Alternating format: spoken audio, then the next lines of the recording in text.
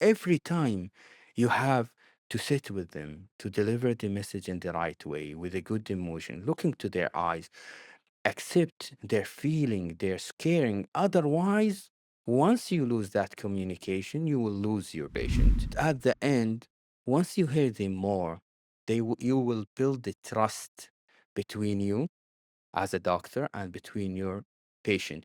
And again, once you reach that level of trust, they will follow whatever you said. Whatever. If you said tomorrow we'll do the surgery, definitely we'll go. The analysis of ChatGPT is not designed or tailored for your diagnosis and for your situation. Okay. ChatGPT will give you all the options. The patient, once he has the full capacity and he can understand and he has no mentally issue, he has the right to understand his clear diagnosis and to choose his pathway of treatment.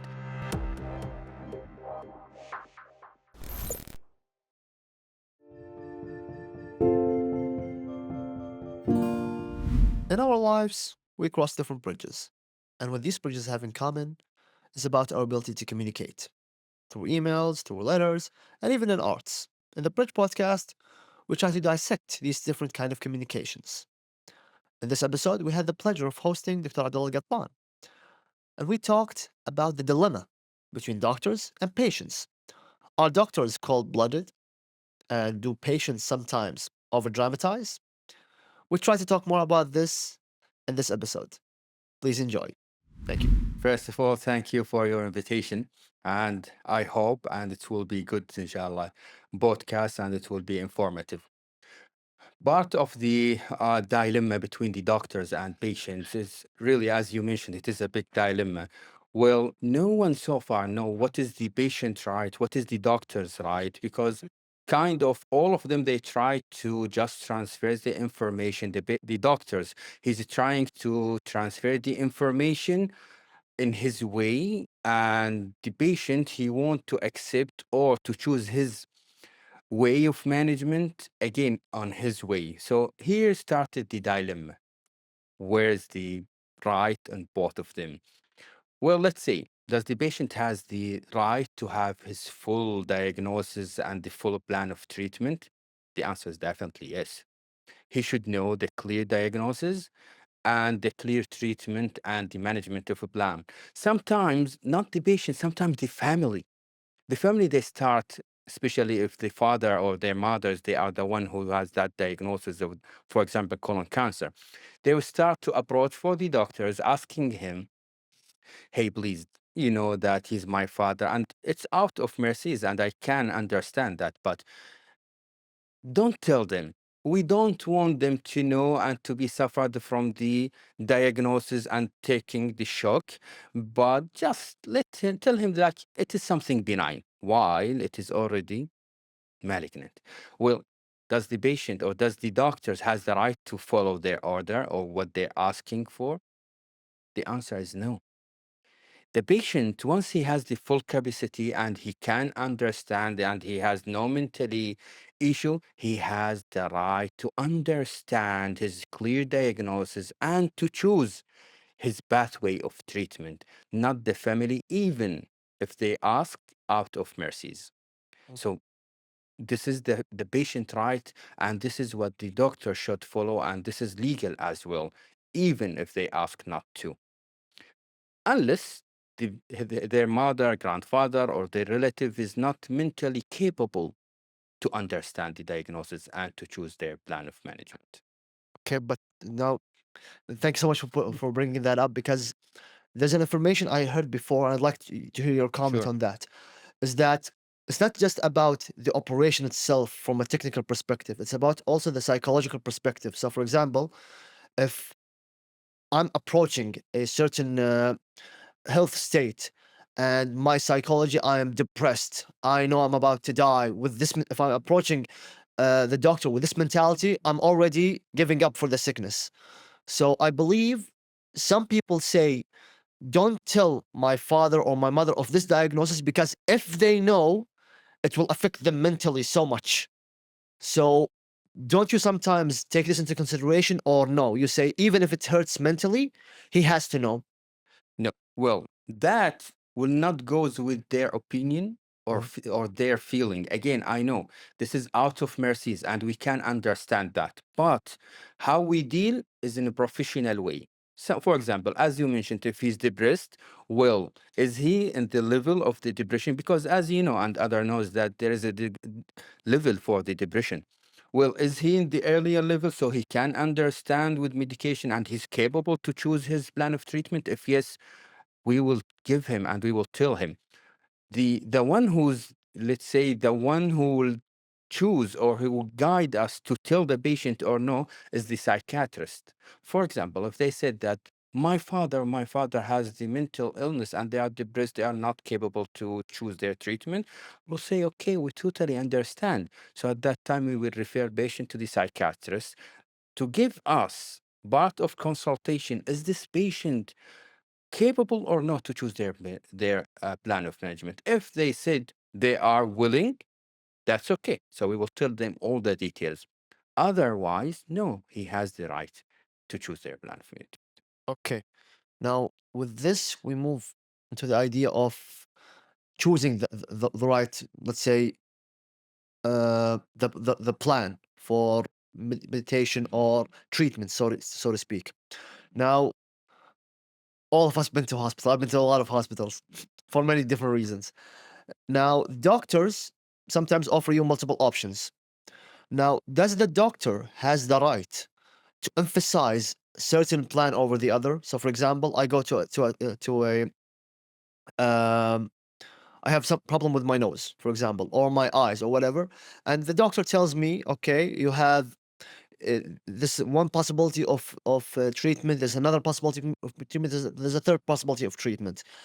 And but I recommend you go with this one because it is, for example, safer, or this might be more comfortable. Now, me as him as a doctor and me as a patient, how do we, let's say, have that common ground of understanding? Do I take his advice, or no? I should, whatever he says. Okay, I'll go and research. Not necessarily him needs to. He doesn't have to emphasize. He just tells me this is the plan, and you choose without any certain emphasis on certain plans of treatment. Great question. So that goes back to the first point, that patient right and doctor right. Well, for me, for example, or my colleagues, that those doctors who is specialized in one point, for example, I'm a colorectal surgeon. And one patient, for example, came to me with colon cancer, for example. Well, at that time, I'll tell him the diagnosis that you have a colon cancer, for example. And the management of this type of colon cancer, for example, just first of all, to go with resection, for example, or endoscopic stent or other type or option of treatment. This is this is what I studied, this is what I learned, this is what I trained over years. Now, I'll give him the all options. Then I'll tell him, based on the science, this part of treatment has the most effective way in your condition. Now, I deliver all the options. I give them the percentage. I'll give them what is the best for him based on science, not based on my opinion or surgeon preference, for example, Mhm. based evidence. Then, now the patient right. Does he has right to refuse my plan? Yes, this is what they call it autonomy. Freeman, the freedom of choose their treatment without any stress, without any enforces that you have to go for that management. Now, the other question, if I gave him all of those options and he refused it, the second line to refer him to other surgeon to see second opinion. This is his right. I know sometimes that we're sitting here in podcast, we're chatting like friendly, but in reality, some of the my colleagues will take it personally. But what we are here in this podcast is to deliver the value that that is the patient right to choose their plan of treatment, even to ask for another opinion without discharging the patient. I'm more, if I'm trusting myself, if I'm looking for the patient right, for the patient health, I'll ask him to go to other doctors to ask another opinion to see their plans. Then, if my colleagues give him another option and he's feeling comfortable to go with, that's more than welcome to go and to follow with him. For both of us, that I'm still stick to my opinion as not surgeon preference, but based evidence. My colleagues, maybe he came from different country, different type of studying, and he has different option. Both of us maybe will be right, but percentage will be different. So he might choose to go with that doctor if the patient has that comfortable.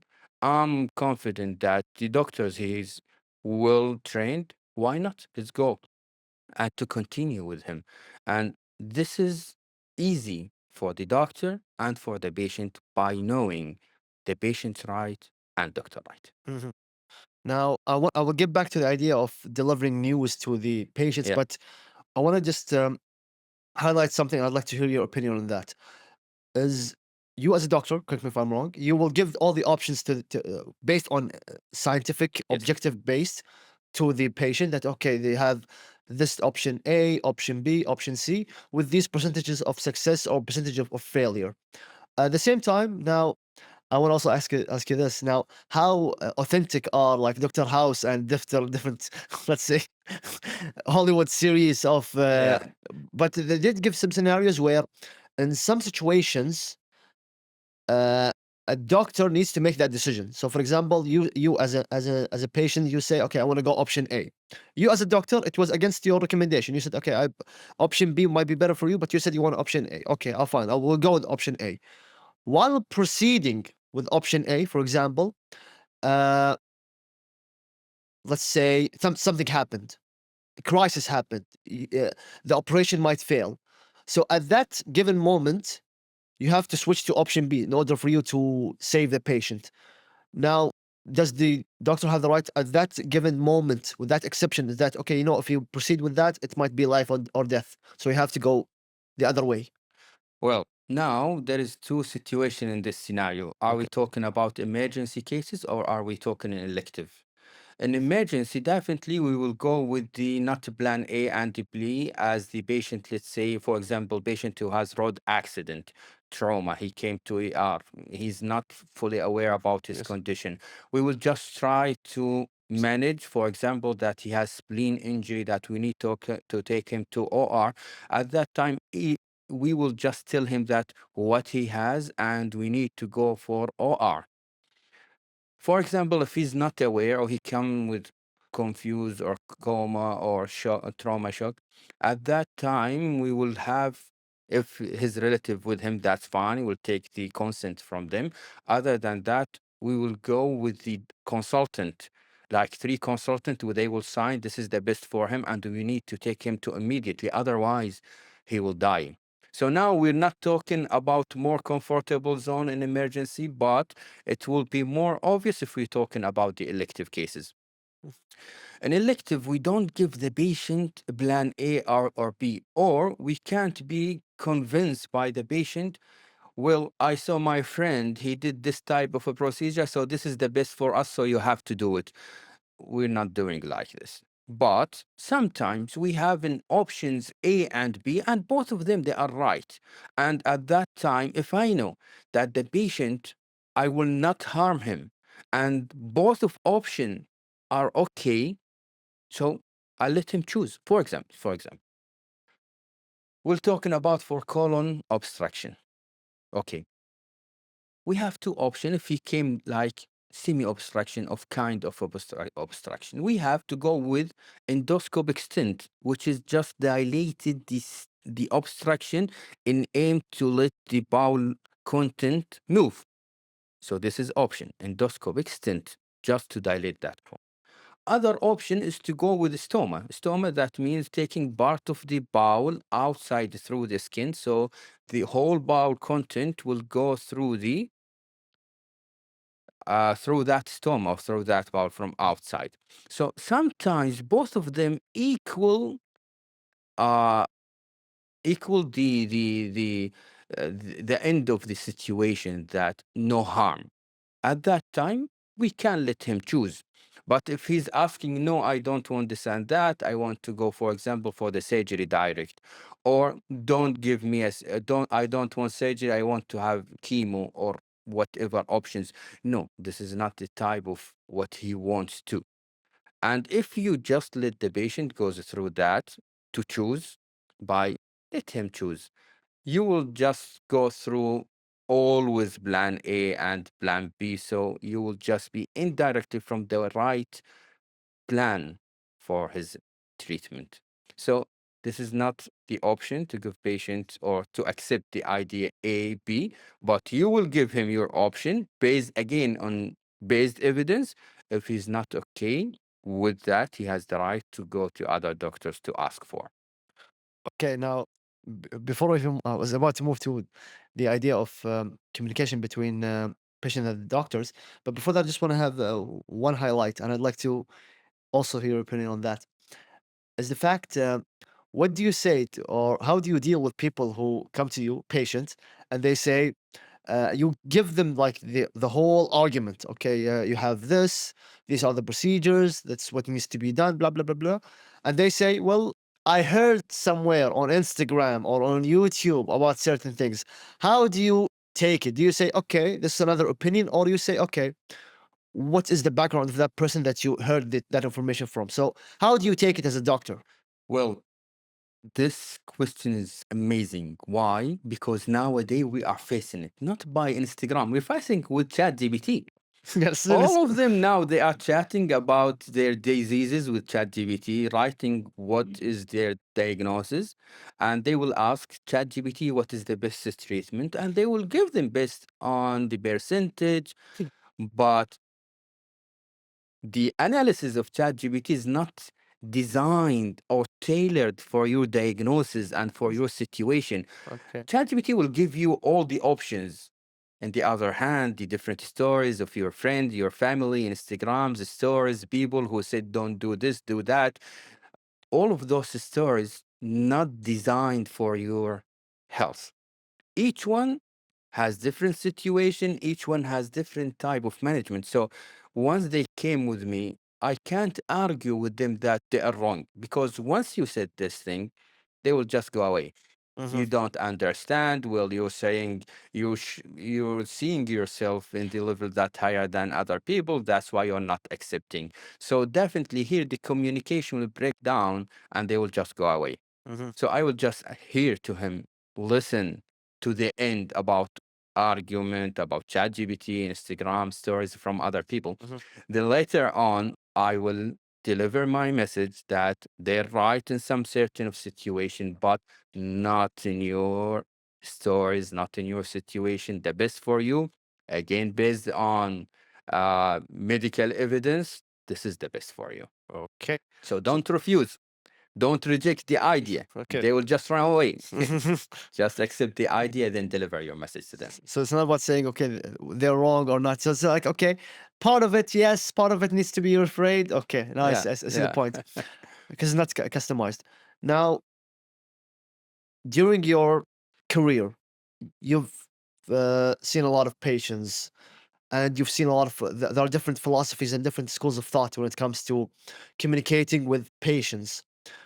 From your perspective, how do you communicate when it comes to delivering a message of illness? So you've done, for example, a patient came to you and he said, "Okay, I'm not sure, do I have cancer or not?" So you do the analysis and you find that you have cancer. So how do you deliver the news, either to the patient or to his parents? So how do you take that? Because I believe it's a critical stage to Yeah. deliver the news. How Well, how do you approach it? yeah, we have what we call the break bad news, and it is a skills. They teach it us in the medical university, then while we are in the residency, how to deliver the message to the patient. Hmm. Well, first of all, we have to look to their eyes, what they're thinking, and to accept the idea that it is not something normal. Well, what happens sometimes for us as a doctors, we're seeing a lot of colon cancer, for example, or patient who has cancer. With days, the name of cancer, the feeling of cancer will be normal. just like I'm drinking water.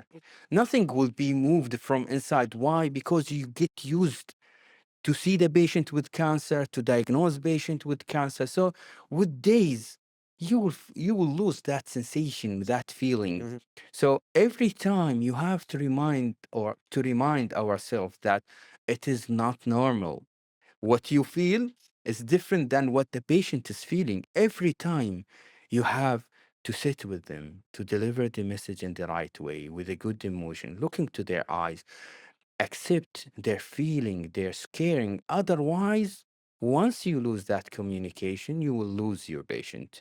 Trust is the most important and the bond between the doctor and the patient. Once you get it, you will get your patient. He will follow your order in aim to let him get the best and the maximum plan of treatment. So first of all, we will look to their eyes. We will sit with them, closing the door, giving them the privacy. Then we start to talk with them in a ways that deliver the message in the most peaceful way. And thanks for God, because if we are Muslims, that will make things more easier for us as a doctor and for the patient. I sit with a lot of my colleagues that are from European, American, and other countries. And once they are visiting us here and seeing how we're dealing with the patient, the way that the patient accepting the idea of cancer, they were like shocked. How come they asking me, how come that patient delivered to him a message of cancer while he's accepting and sometime while they are smiling? Mhm. How come? So here the messages, here what we can say by the Islamic medicine that interfere, affecting the our soul rather than only the outside diseases to deliver by the patient that not everything harm you, not everything bad to you is just harm for your health. There is a reward from all of this. Maybe the level of the heaven, maybe the level that how you deal with that trauma, all of that will let you raise in the level of the and the heaven, the acceptance from the God. Those type of messages, how to deliver this message to your patient, definitely will different the way that he might accept that big news. So we'll sit them, give them the privacy, deliver with them with the Islamic way to accept. I know some of them like say it's at the end it is cancer, so they will receive the shock, but we accept the idea. Some of them they will collapse, some of them they will cry, and some of them the family will collapse in front of you. So it's need skills every time to how can I manage to with the patient and with the family to let them deliver the message and to let them accept. They will cry. If he's male, definitely I might hug him. I might just say, I'm here. Might I give him my phone number that I'm here. We are here.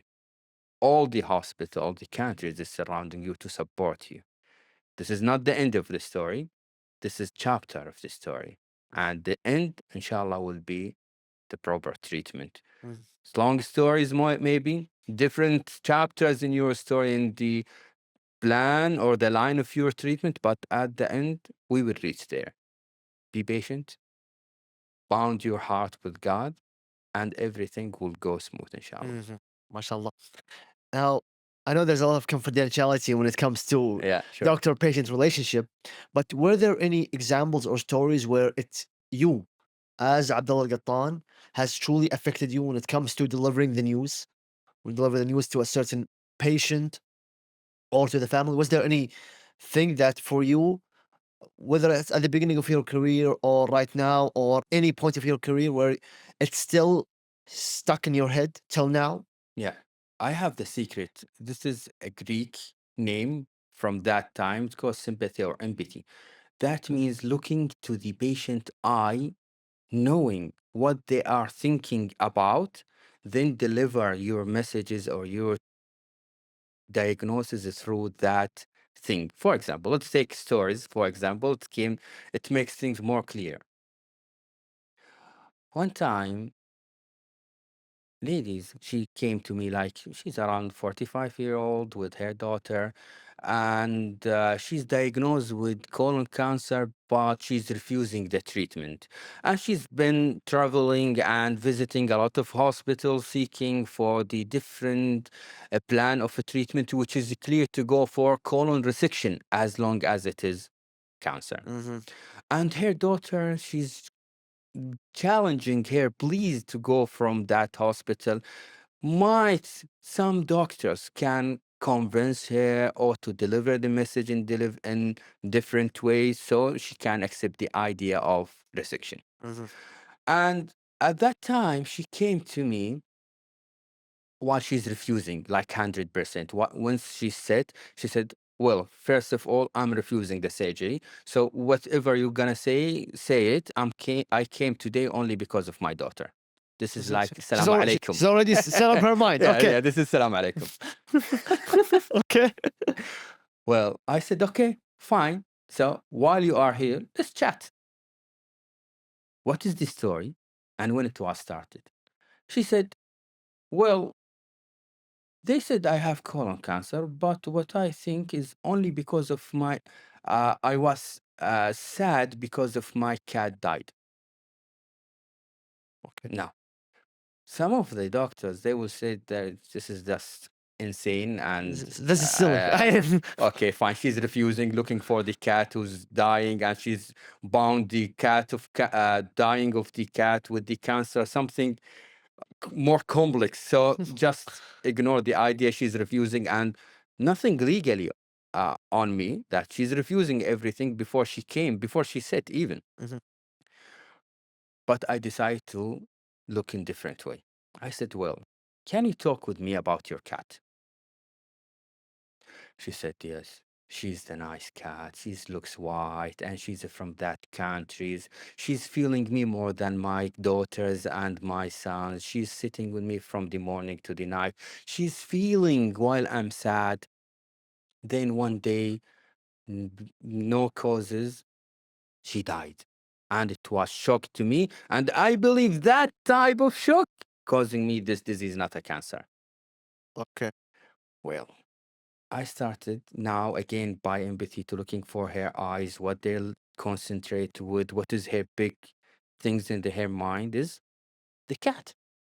So I said, why not to take the cat stories and move it so I can make her realize that what she has. I said to her that, do you think that your cat love you?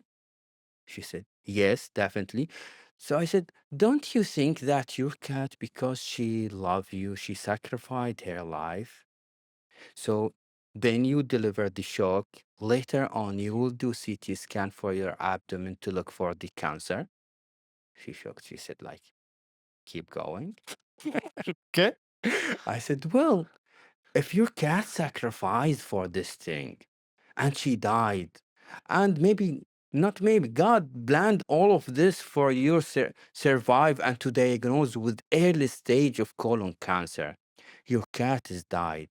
Don't you think that part of love to retain that, to survive, to do the surgery, to live more, part of thankful? She said, when we will do the surgery. On the spot. So the idea here sometimes just look for their eyes. Look what they are thinking. Don't make them or let them feel they are stupid with their opinion. Everyone has their way of thinking, their loves. Just accept the idea. People different. Look at their eyes. See what they want, what they're feeling. Go through them. And at the end, yes, definitely, you will find different stories, different way to reach them. And this is the skills that, unfortunate, they gave it to us in the medical university. But do you know, it was like a few sections about that, and that's it. And we have this problem. I'm a doctor. I'm talking clearly. As a doctors, we have this problem. We have the problem of losing of soft skills, the communication skills.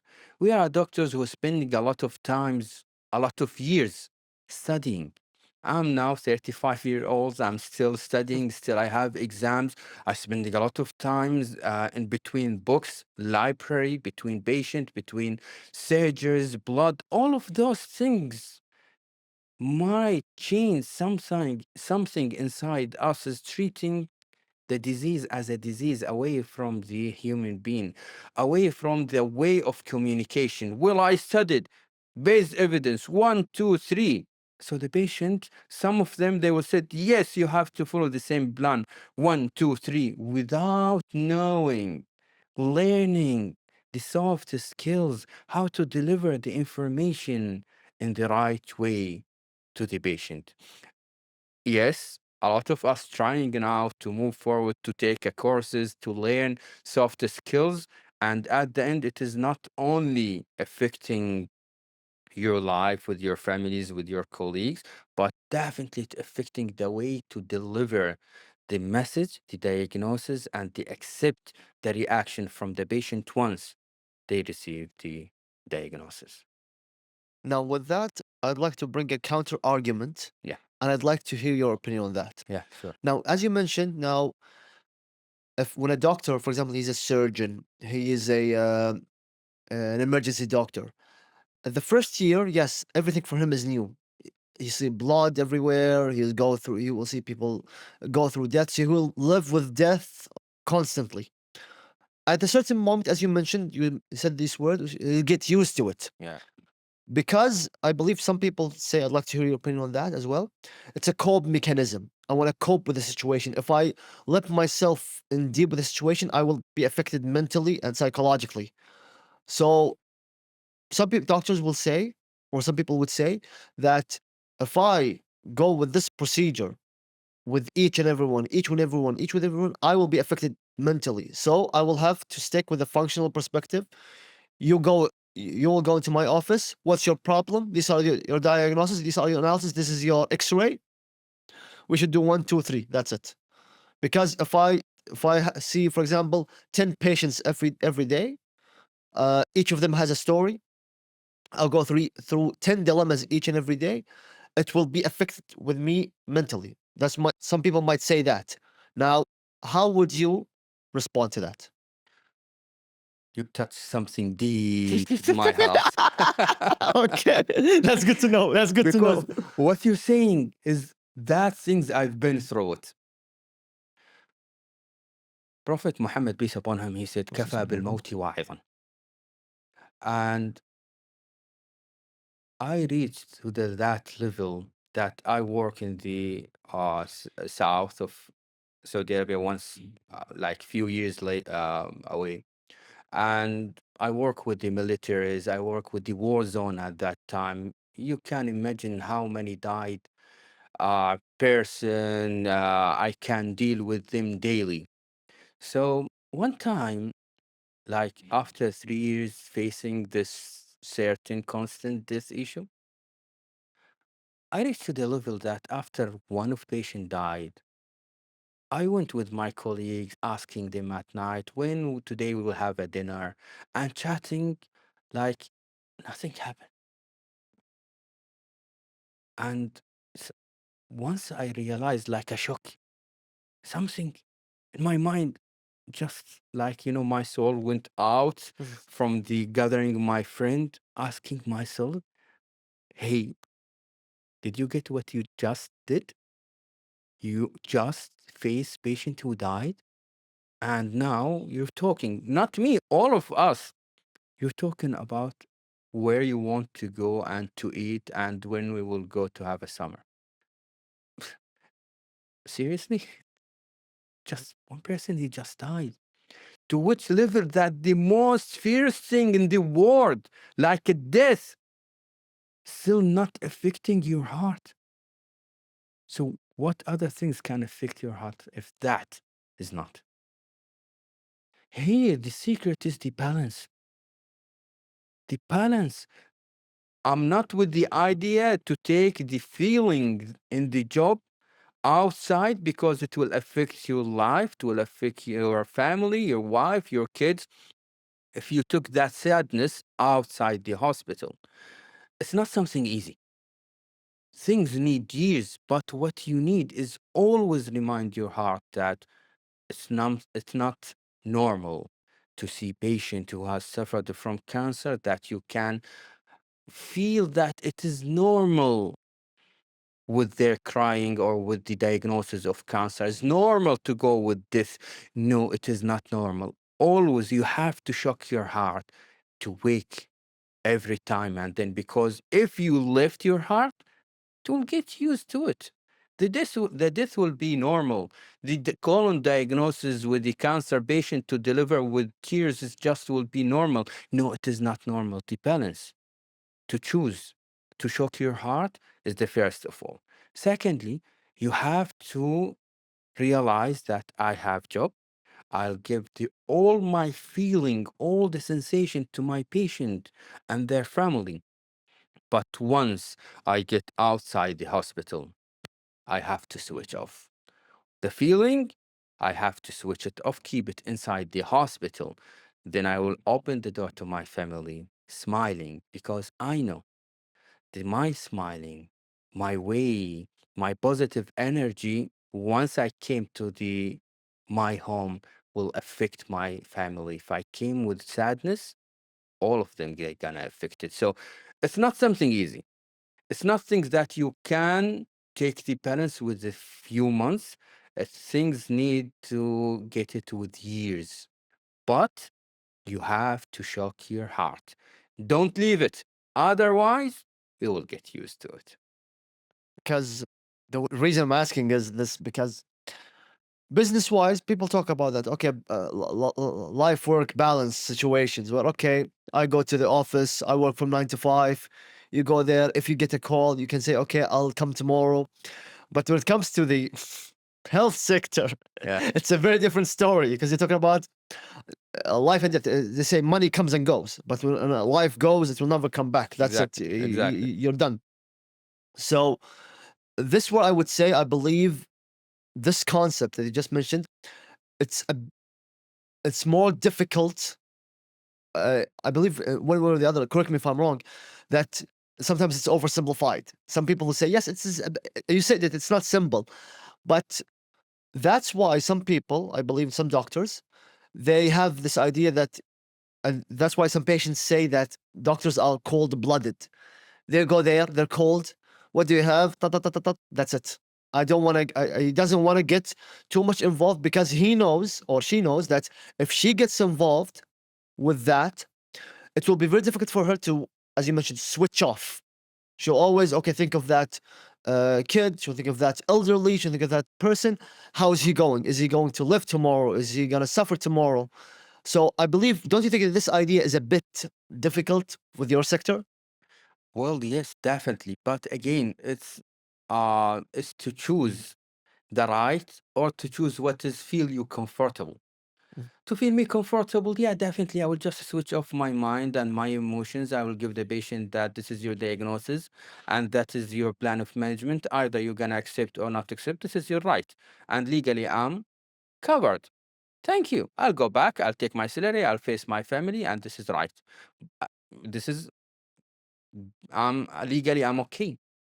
But is that the right for the patient? Well, if any one of us have this problem that um patient who came to you or our family that you if you went to see the doctors and who has a your family or one of us has a colon cancer, don't want him to sit close to you, talking in a nice way, give you the empathy, feeling your fearness, feeling your um, sadness, all of that. Don't you want it? Definitely. If one of us they want that. That's why a lot of patients, they are seeking the doctors in a private sector. Why? Because they will pay for their time so they can have more time with their doctors. Hmm. Is that a message that we need to move the patient to the private sector, or is this my messages? Definitely no. But in the government hospital, we have a lot of patients. We don't have that luxury of time to sit with like half hour with each patient. We have like, I don't know, sometimes 30s, 40s. And each of them, they have the right to have their great time to deliver the news. But in realistic, we don't have that luxury sometimes to sit all of this time. That's why some of patients they will decide to go from the first to the private sector and aim to have that freedom with talk with the doctors. Mhm. So yeah, it is not black and white, but you have to do the best for your patient. And I have to say that because I remember one of my professors at KFUBM, and I have a shout out to Mr. Saleh Shibel. He was discussing, and he did delivered multiple talks when it comes to the customer experience, when it comes to the health sector specifically, with the idea that yes, when it comes to health sector, it's very critical for all of us. So even to the point of, as you mentioned, the doctor treating his patients. So, for example, especially and I'd like to hear an example from you in that regard when it comes to the elderly. The elders require more attention when it comes Exactly. to their treatment. So, even if they go to a very excellent doctor and he gives them the right treatment, but he's just treating them coldly, they will not feel comfortable. They will say, "I don't feel comfortable. Let's go to another doctor." So, when it comes to elderly specifically, how do you deal with them, these situations specifically? Elderly, they have special things to deal with. Always, like a patient or non-patient, always they want someone to hear them, Mm. to listen to whatever they're gonna say. You can't imagine how many older patients they are following with me only because they think I'm an excellent surgeon, not because I did the surgery for them, not because I diagnose with them or give them the perfect plan of management. That's what the old doctors or my colleagues does, but because I'm listening. They think that I'm the best doctor, while I know my colleagues better than me, definitely.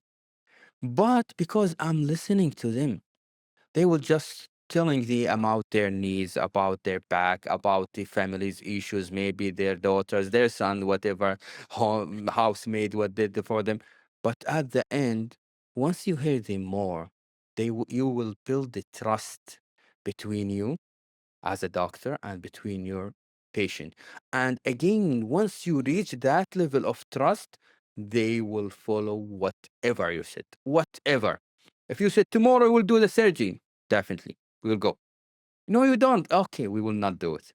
So it is the skills how to build up the trust things. Once you reach it, you will have your patient and you will have the treatment and the best plan of treatment with them, especially with those elder patients to hear, to Okay. listen to them. Okay. Now, we've been talking about the idea of now you have delivering the news. So, for example, going to somewhere, for example, going to do a surgery or about to start something. Now, along that process, there is stress building up. Yeah, sure. A lot of stress building up. So now, what's up? So I'm seeing the room and everything. Like just recently, sometimes when I go even to my dentist or for a laser appointment, until like I sit there, I still have that kind of nervousness. Okay, I'm still nervous. I'm still nervous. Even though I know that everything's gonna go well, everything is fine, but deep down, I'm still nervous. So, what do you think the role of both ways? What do you, at that moment? What's the role of the patient to deal with that stress or nervousness, and what's the role of the doctor or nurse or whatever to help the patient with that nervousness? I will answer in the opposite way. What is the wrong to deal with? What's the wrong? Okay, The wrong that we used to see it, that the doctor or the physician will say, don't scare. It's something normal. don't be scared. Don't be Don't be scared. scared. Okay. Like it is he's saying that don't scare because he used for it like he's opening the abdomen from top to down every day, which for him is something normal, you know? It's a normal procedure. We do it It's every normal day. procedure. Okay. What you have to deliver, and this is the secret, is to accept that the idea, the fairness is normal, and you have to deliver this. Once you said it to your patient, he will trust you because you feeling what he's feel from deeply inside. So telling him that, okay, yes, I know you're afraid, and it's okay to be afraid. Exactly. This is Okay. the first thing you have to say Okay. it. Otherwise, you will lose your patient. Okay. My patient, or in your example, I'm scared. I'm feeling. Okay, it's normal to feel. If I'm wearing in your position, I will be scared as well. And this is normal. Okay. So this is the first point. Now he understand both of us in the same level. Both of us understanding the idea of scared is normal. Mm-hmm. So now he believes that you understand him deeply. Mm-hmm. Now, whatever you're gonna say, you will build up his trust. Mm-hmm. First of all, yes, scared, something Mm-hmm. normal. If me in your position, I will be scared as well. Okay. Now, scaredness is something normal. Okay. And now let's go to this is the level of the patient. Now let's go to the professional way and doctors. Okay. Scaredness is something normal, but let's say what the things that make you more comfortable. Okay. This procedure worldwide has, for example, success rate 95%. Well, if you ride your car from home to your work, for example, yeah, you will do all the instruction to be safe to reach that point. Yes. You will put your seat belt, you will just go with the limited legal speed and etc. At the end, you will pray that you would reach. Plus, even if you did all of these things, you might have an accident. Yes. But once you go through all of this instruction by the safety, at the end you have the more success rate to achieve your end point. Does that mean you will not have any complication? You might No. have an accident, for example. Mm-hmm. Maybe so, in the same point, we will, as a doctor, we will do all the safety things. We will follow all the instruction based on the based evidence. At the end, we will have, inshallah, the most success rate. Mm-hmm. Now, by this example, by building up and understanding his fairness at the first, then build his trust with the based evidence and with example that he can understand it through his normal life. Now we are on the same level. Mm-hmm. Now you can feel his scared move to the safety, to the calmness, to the trust between the patient and his physician. But actually, it's an interesting point where you said that, okay, acknowledge that fear. So, yes, you're scared. Yes, that's fine. If I were you, I was scared. To be honest, I never heard that before. I believe if I had, okay, at least I'll be a bit, I'll be a bit more relaxed. And by the way, when you said that, I just had a joke that's always been said that when a patient is now laying down and surgery is about to start, and the doctor said, for example, the doctor's name is Ahmed, and he said, "Don't worry, Ahmed, it's very easy." And the patient says, "My name is not Ahmed. I know it's my name." So I'm scared as well. It's my first time. You But know, part of the fairness, I have yeah, one great story. yeah, please go ahead. Like 2 years, 3 years back, one of my colleagues, he called me for one patient who's admitted already in the ward. Okay. He's an Indian and he's diabetic while he's, let's say, neglecting himself. He's not taking his full plan of treatment and the insulin injection. Later on, he developed what we call a diabetic foot infection and gangrene. It is infection invaded his toe, the big toe. Okay. And if you did not treat it well at the end, at the first, so the infection will start it to invade more and more from the top of the toe, invading to the base, then to the middle of foot. So we So this have thing, to deal. amputated. First of all, if it is in the early level, we can go with antibiotic with mild debridement cleaning. But if reach to the limit that it's necrotic, it is black, it is dead already, there is no benefit, and the infection is there, the witness, it started to invade more and more, we have to cut it to that limit and aim not to invade more and more and to keep the maximum healthy tissue at that level. Okay. So, um, I was maybe that time in leave, so I came back. Patient like 3 to 4 days already admitted. They're treating him with antibiotic while he's already has the gangrene, Gangrene. Okay. and he signed refusal treatment. Meaning.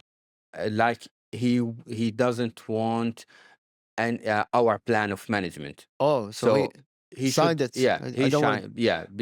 Because of that, we will go with antibiotic, Okay. and in the same time, we can discharge him. Okay. So when I came, I asked my colleague, what is the story? And they told me this story. And his plan is to call his embassy and to plan to go to the travel to India to take the treatment, as he convinced that the treatment there is better. Okay. But things need time to have the embassy, to talk with them, to have the ticket, The procedure. and the fiction is not stopping. And it will not stop because of your plan. So every day is more. Every day is getting more worse. Mhm. Now, started with toes. Now we're going to the midfoot, and we don't know till he has the ticket to travel at what level that we would reach. So, like my colleagues, they said, well, endless uh, situation. We can't do any for this patient. I Okay. said, well, can I try? They Okay. said, okay, go ahead. So I sat in front of him, asking him, How what's your job? how old was he, by the He way? was like 50, 50. Okay. 50. And I started to ask him, not part of disease as the all physicians does. You have diabetic foot. You have to amputate. Otherwise, you will die. You will this and that. So they're talking and concentrate about the diagnosis and the plan of treatment as medical, like we're talking about car. You have a car and you have the engine, and this is the way of treatment, not in the way of a human being. Mhm. So I sat in front of him that day. I came the midnight. I told him, hey, my name is Dr. Abdullah. What's your type of working? So I'm asking him something away from his diagnosis. Yes. And he's saying that I'm kind of freelancer, just working with hours to get money, building sometimes, painting sometimes, whatever by hours I can do, I'm doing. Mhm. I said, well, do you have kids? He said, yes, two, and two sons and one daughter. And because of this monies, they are studying there. I said, well, that means if you went back and you might have proper treatment or no, or maybe the infection raised up to amputation to the maybe mid leg Mm. or below knee.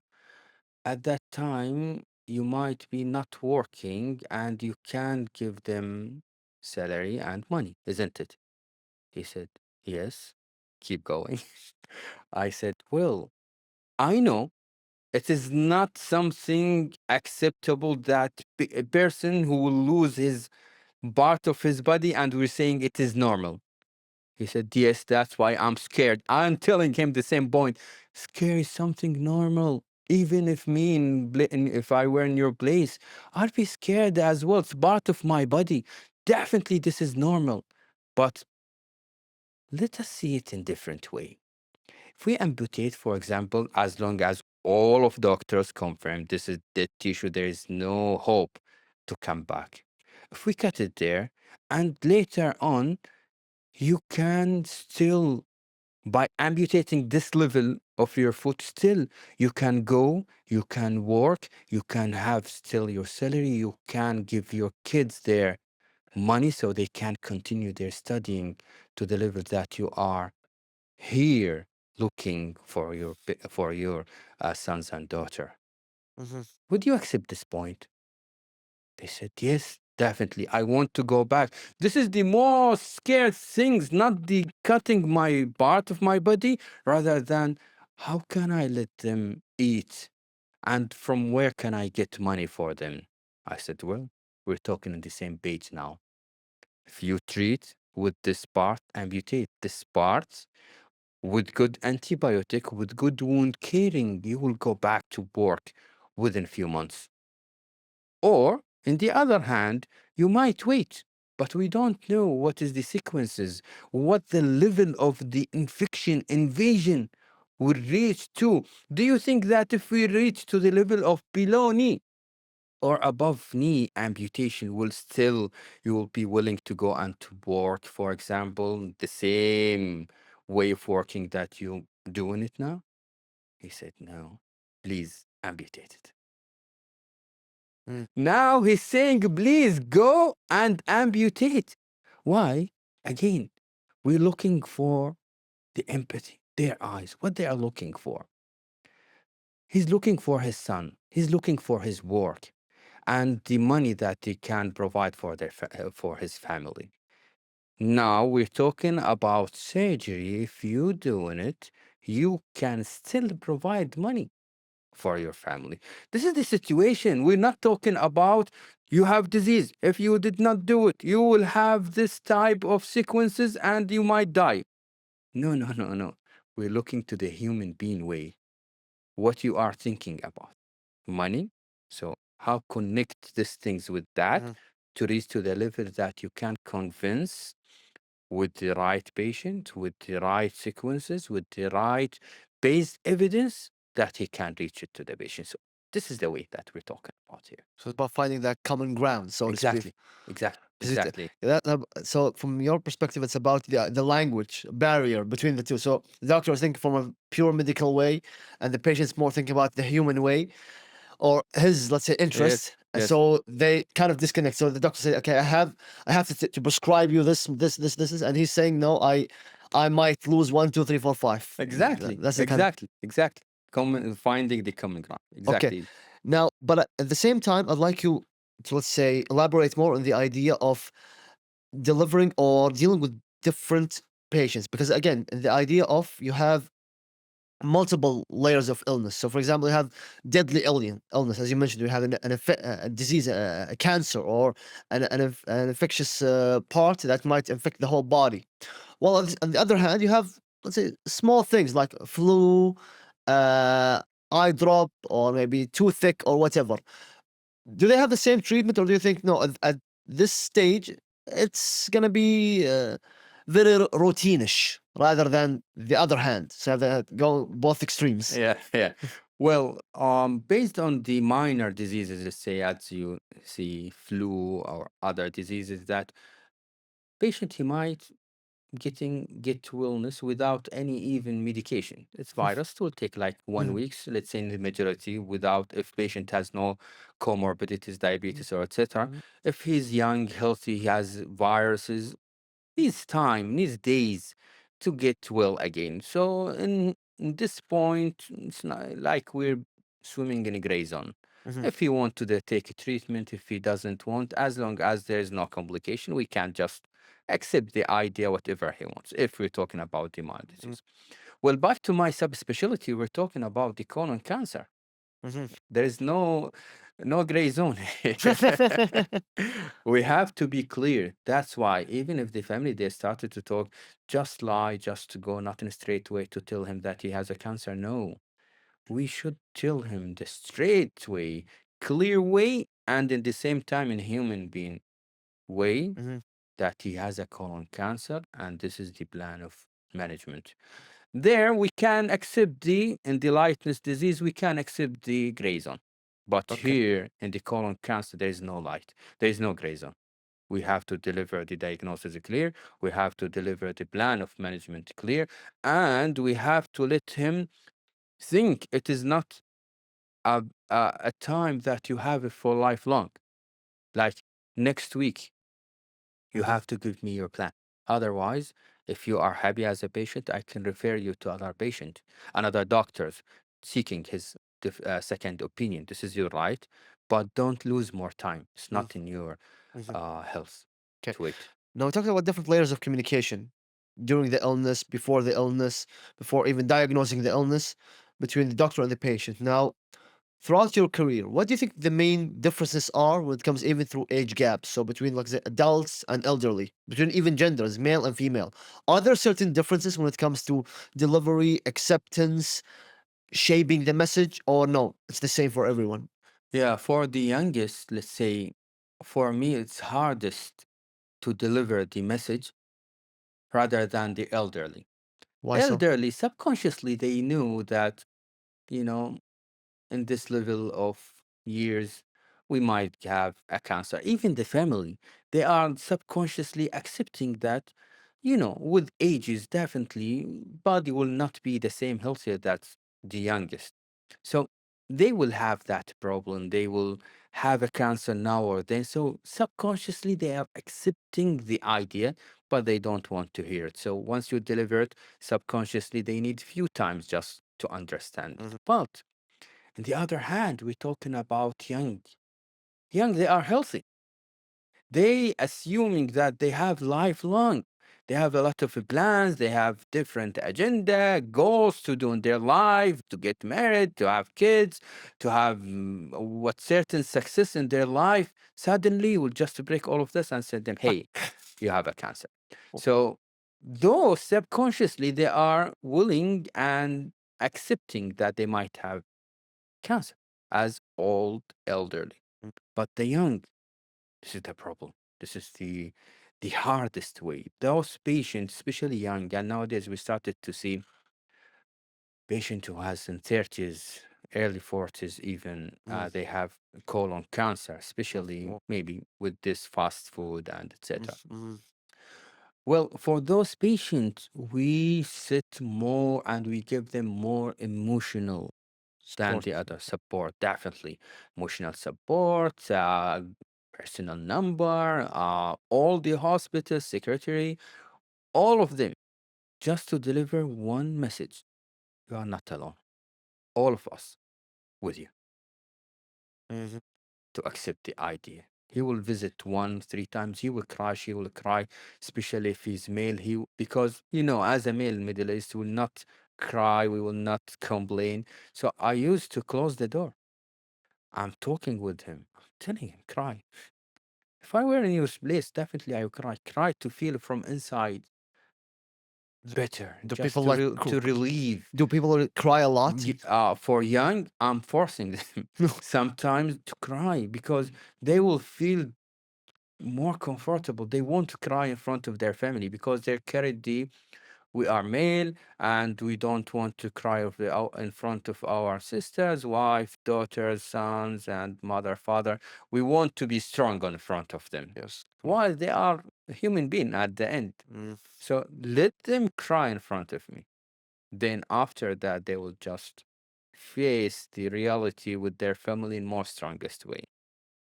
Mm. So that's what I'm trying to do in my clinic. Now, with this being said, uh, because I believe a lot of situations come across with people, as you mentioned, because when it comes to young girls, it's like you have destroyed the dreams have been destroyed. Yeah.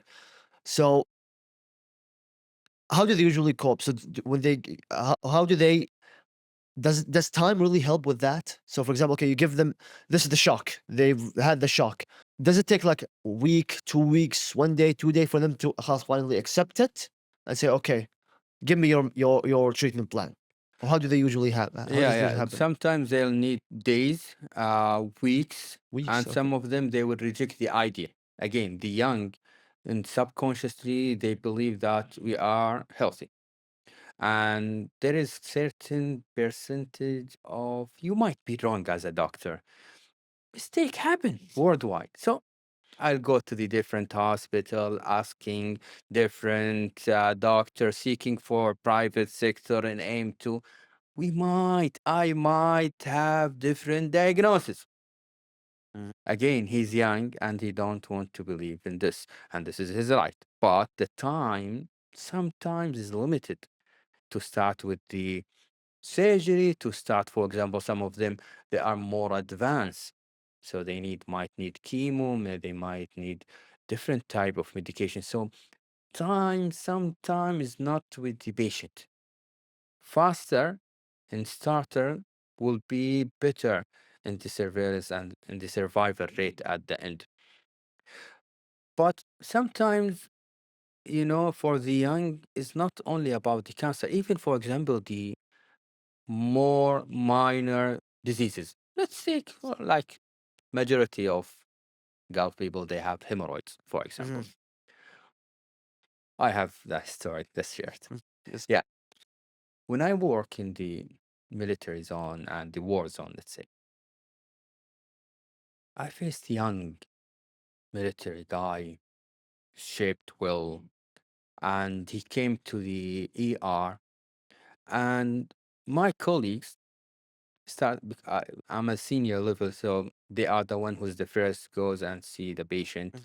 So they went to see the patient and they just called me to agree to confirm the plan, their plan. Or Okay. so they said this is the like young guy military and he has active bleeding hemorrhoids on and off and he has drop in the level of hemoglobin, blood Okay. level in his body. Okay. And for in this situation, he needs surgery. Okay. But he refused examination, you know, it's a private area. And even refused the plan of the treatment.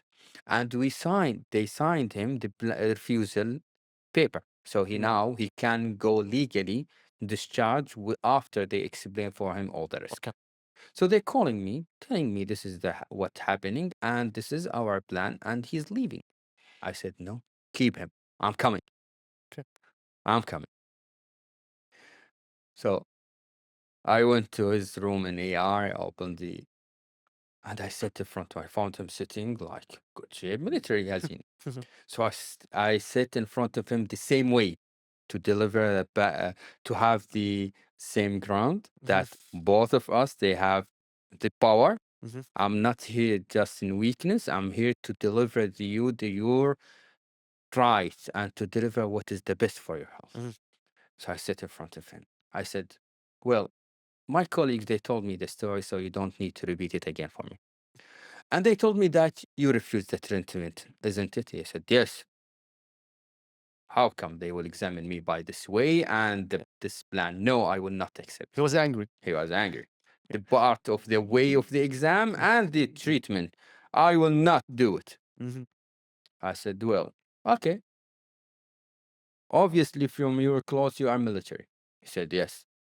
And obviously, you are in the war zone, and sometime in the red zone, you will have gunshots here and there as armies and enemies. He said, yes. I said, well, what do you think if you are in front of your enemy, make the gun with you, shooting your enemy, both of you, and you died not because of you defend your country, not because you defend yourself, but because of active bleeding from hemorrhoids. You might collapse in front of your enemy. He might shoot you with a gun while you are not in the full power only because of Hemorrhoid. hemorrhoid. Which one would you rather to die with? In honor to defend your country, in honor to die with in the war in front of your enemy, shooting your gun in front of him, defend your country, or you might collapse because of hemorrhoids. What do you think? Said tomorrow we'll do the surgery. Give Worse me or the better? consent. I Worse will or sign it. better? So this is sometime with the young patient. They just come with that rashness and say no. They have more difficult to convince them than the elder patient. Okay. Now, I'd like to move to the last section, which is now we talk about the beginning, during the procedure, and I would like to know, which is, and I believe it's the most critical part, it's at the end. An operation has been done. Now, I'm not gonna talk about successes because success is a success. Everything is happy. Everything goes back home. But I'd like you to talk about failures. So again, as you mentioned, death is not normal. And one of the most critical things is for you as a doctor to deliver the news that an operation has failed, or there were symptoms, or there were extra things that happened that led to the eventual death, or extra disease, or extra things happen to the patient. Now, with this specific thing, how do you communicate it, and how do you expect the patient to react on this specific terms? Nice question. Now we're talking about the third stage, which is after the surgery. Exactly. The secret is the not the after surgery per se is the most effective in the communication, while pre-surgery in the first line has the all secret to let the patient understand and accept the complications. Your eyes asking me how come. Mhm. I'll say that. Before going with the plan of the surgery, for example, now the patient he get the diagnosis and the plan, and now we're going with the surgery.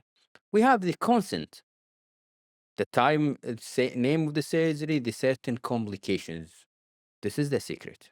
To tell him each complication it might happen. Mhm. You might have this and you might have that complication. But if that complication happened, our plan to go with this and that. While you're saying your side effect or complication, which is normally might happen, he will start to ask back. What if that complication happen? What we gonna do? Is that mean that it's terminal? I said no. There's option one, two, three, four. I'll give more time to talk about the complication which might happen. Now, if I did that part well, then move to the third phase, which is post-operative, and one of the complication happen. Now, me as a doctor and the patient, both of us realize that we talked about this complication pre-operative, before the surgery. Mhm. So now he's not in shock level. That different than, for example, if we have colon cancer and we resect, then we will do anastomosis, which means connecting two parts of the colon with each other. Mhm. One of the complication might happen, which is leak. Part of that connection has leak. This is the percentage might happen. Mhm. Complication might happen. Mhm. Now, if I'm not, if I did not tell him before the surgery, he will be shocked after that. What does it mean? That means I might die. So should you are the baddest doctor. You are the worst surgeon. Da da da da da da. Why? Because he's shocked. Because he's shocked. But if we explain that this complication might happen, and if it happen, we will have this option. We will go with this, that, and all of them has the success rate. So it might happen, yes. And if it happen, there is plan to treat. Now, post-operative patient, we resect his colon and he developed leak. Mhm. Now we are both of us in the same ground. He knows it might happen, and he knows what is the next. So he will be calm. So it's not about to concentrate how to deliver and how to deal post operative once the complication happen, but it is how to start it from the first to make it, if it happen, more easy to communicate, and both of us will be in the same ground. Mhm. Now, this one when it comes, if it's the operation is not very, I believe, not quite deadly. And as you mentioned, Yeah. if uh, if I, as a patient, I don't have a prior knowledge, I will be in shock. Like, okay, what's happened? What do you mean by that? What's gonna happen? Am I gonna walk like, normally, or will something bad happen? This might be the issue. But what if it's going worse than that? Now, delivering the news of a departed person. So, person is departed, passes away due to a surgery, due to complications, due to whatever. I believe it's one of the most critical things, delivering the news to the family. Now, as you mentioned, in some cases, the family are in a way, in the subconsciously, they are in a way accepting that, okay, this might happen because due to age, due to illness, due whatever. But in some cases, it's not in that level yet. So for them, it's kind of a shock. So how do you deal with that? Well, death in general or passed away, it's difficult for all of us, for the physician, for the patient, for the family, sorry, for the patient's family, and it's not something easy, even what we said, and we're trying to say it is something we can deal with. Mhm. This is this. It is the hardest things that you can deliver in word wise. How to deliver this for the family. I won't say there is magical things to do rather than to explain, or for example, to take the patient, to take the patient's family to the private room, let them sit, and you with your team you will try to deliver what happened exactly, otherwise if they figure out, or some of your colleagues figure out there's something hidden, they will just flip from the acceptance to the something that you might did for my lovely persons.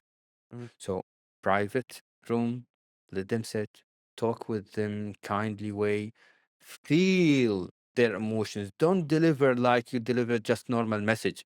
It is at the end, it is this. Deliver it in the right way. Deliver it in a human being way. Deliver it in like he's one of your family to deliver it for your brother. Telling them how much you try to survive, to serve, uh, how much that you try to just let him move in the right way, not to have that complication. But at the end, you are a human being. This is your limit. You can't do anything farther. Mm, In that way, again, in Islamic way as well, something happened, connect the patient's family with the guide, just to accept, just to have the comfortable level. This is the way of communication skills. It's not coming like magic, something we need to train several times to do it. And at the end, I'm not saying that the acceptance will be high, because at the end, it is that this. But we try to deliver it as max, as the human being as we can. mhm.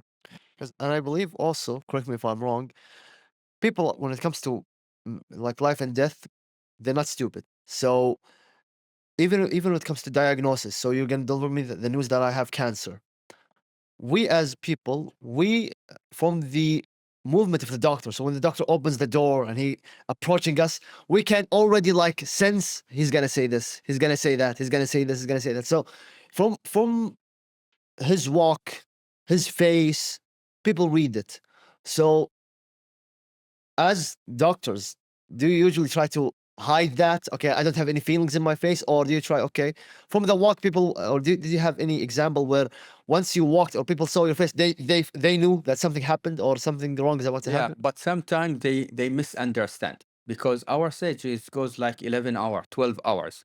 We are might exhausted, we are might hungry, we might want to drink. It's a 12-hour, we exhausted.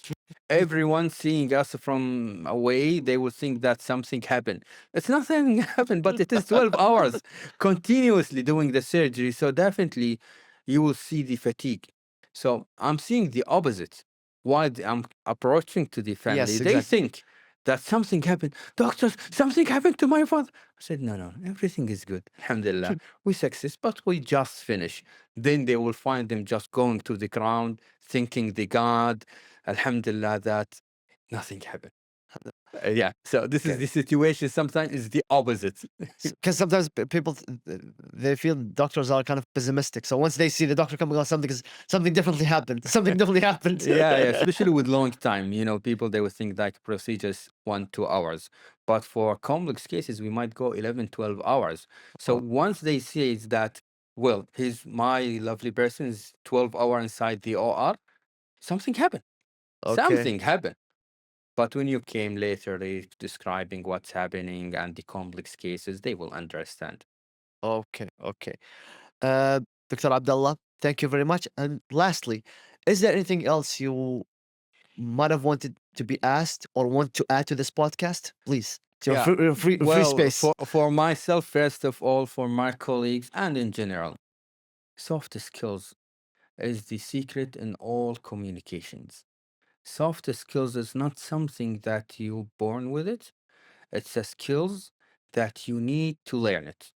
Book, courses, or sitting even with persons who know how to communicate will teach you how to get the skills. But don't wait like something miracle will come to you, so then you will know how to communicate. Soft skills is the most things that we needed at the first level for us as a doctors, later on for the other persons in this life.